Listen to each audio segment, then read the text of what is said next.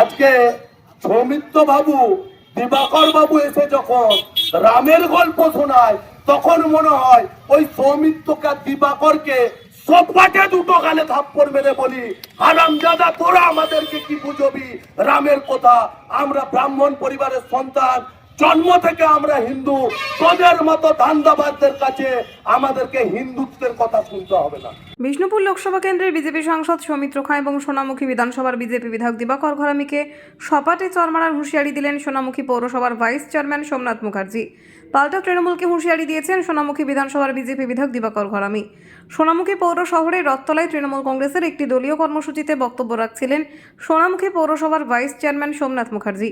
সেখানেই বক্তব্য রাখতে গিয়ে তিনি বলেন, সৌমিত্রবাবু দিবাকর বাবু এসে যখন রামের গল্প শোনায়, তখন মনে হয় ওই সৌমিত্রকে ও দিবাকরকে সপাটে দুটো গালে থাপ্পড় মেরে বলি, তোরা আমাদেরকে কি বোঝাবি রামের কথা? আমরা ব্রাহ্মণ পরিবারের সন্তান, জন্ম থেকে আমরা হিন্দু।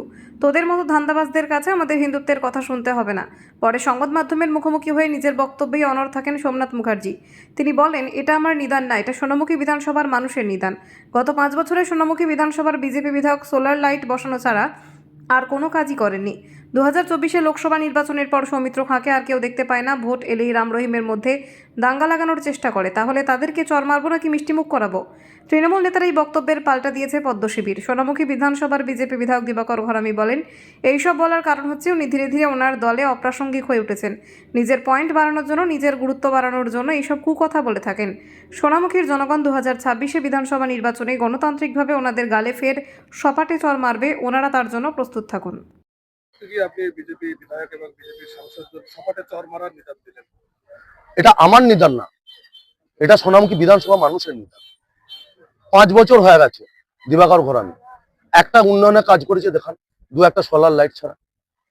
আর সৌমিত্র বাবু একটা নির্বাচন আছে, 2024 লোকসভা নির্বাচনের পর সোনামুখীর মানুষ সৌমিত্র খানের টিকিটাও আর দেখতে পায় না। নির্বাচন আসে, রাম রহিমের মধ্যে যুদ্ধ দাঙ্গা লাগানোর চেষ্টা করে, তা সেই সমস্ত বিজেপি নেতাদেরকে চর মারবো না তো মিষ্টিমুখ করাবো? উনি বলেছেন যে বিজেপির এমএলএ বা এমপি যদি হিন্দুত্ব শেখাতে আসেন, উনি সপাটে গালে চর মারবেন।